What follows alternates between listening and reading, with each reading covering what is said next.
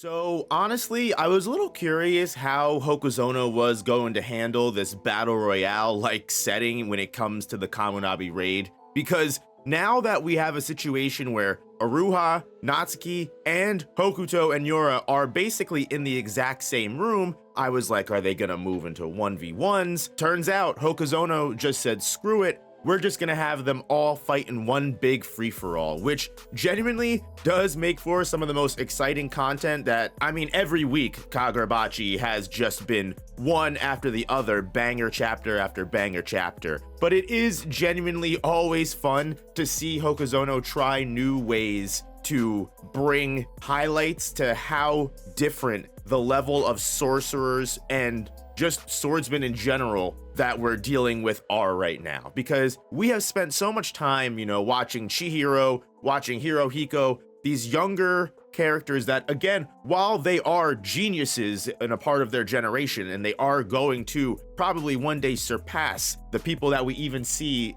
on panel and pages today, the truth is, this is a level of battle that we quite literally have not seen up until this point. We've seen crazy stuff. I mean, even the battle in the Rakuzachi arc when the Shinuchi was wielded was an insane upscale in difficulty. But watching the leader of the Hashaku, as well as the person that not only killed Ibuki Misaka, the wielder of Cloud Gouger, the person that supposedly actually stabbed Kunishige Rokuhira in the heart themselves and is responsible for killing the man. Now, obviously, the Hashaku all did that operation together, but he's the one that put the killing blow in. So not only does that create a grudge between Natsuki, who is specifically looking to revenge his brother. You've got Uruha, who we know how he feels about Kunishige, and now you've got Hokuto admitting that he's the killer of him as well. This video is sponsored by GamerSupps, the ultimate energy and focus formula. Use my code NOOP now for 10% off, and thank you GamerSupps for sponsoring the channel. It's also funny to me that the kind of instigator that Hokuto just is, because Yora tries to get Hokuto to shut up before the fight begins like twice. Hokuto is just spilling the beans on not only how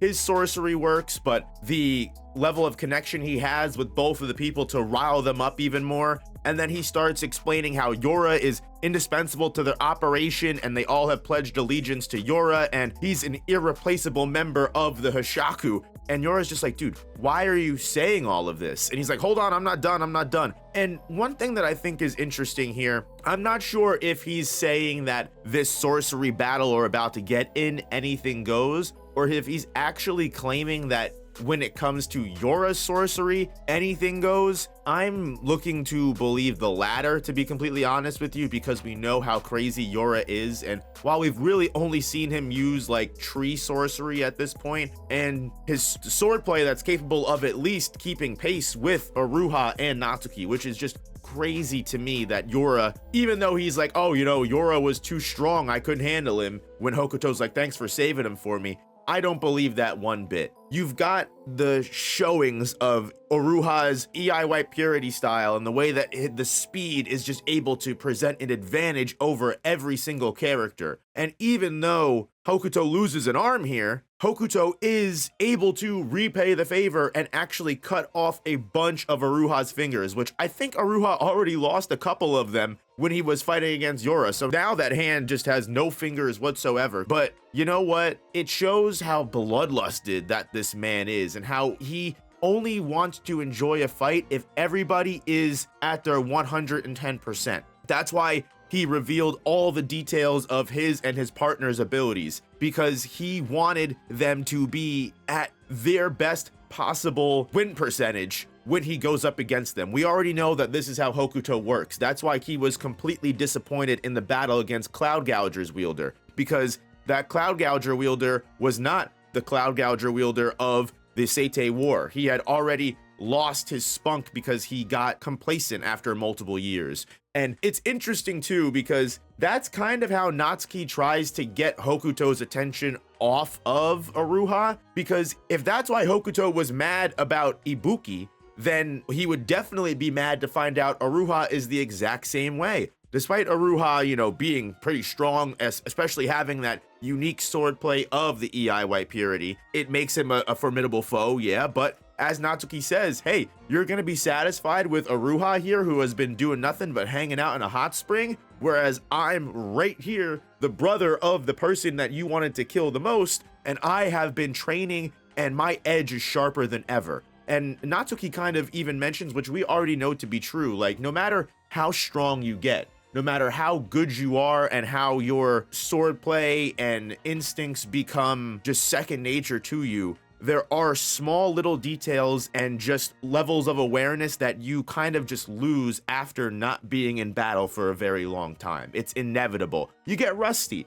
That's something that happens no matter what you do, whether you're fighting, whether you're playing a video game. If you don't play for a while, you got to shake off the rust. You got to get used to getting back into the flow of things. And unfortunately, in URUHA's case, all of these characters have been, participating in some level of battle. I mean, we know Yora has been playing his 4D chess, but I'm sure if he's been having the Hoshaku, especially the younger children training, he's probably been training them or participating in training. And obviously, if Hokuto has remained completely battle hardened this entire time since Rokuhira's death, then there's got to be something that they've been doing to stay at this level of power. And of course, we already know that Natsuki is more than enough to take Hokuto's attention away from URUHA, because this is his one moment. This is this character's main goal that he has been training and fighting for a decent amount of time since his brother died. And now, with his history with URUHA and how he doesn't want to be overshadowed by URUHA, I think this final moment here truly is, it's sad to know that sometimes there are some characters that work so hard, and this is true in real life. Again, whether it's about fighting or about other things, like if you've ever worked a job before, a lot of people, you have some kind of experience being in a group and working in a group. You'll know that sometimes there are just some people that, you work super hard, you try your hardest and you do your best, but in certain things, you might just not be cut out for it. And I don't know what Natsuki's,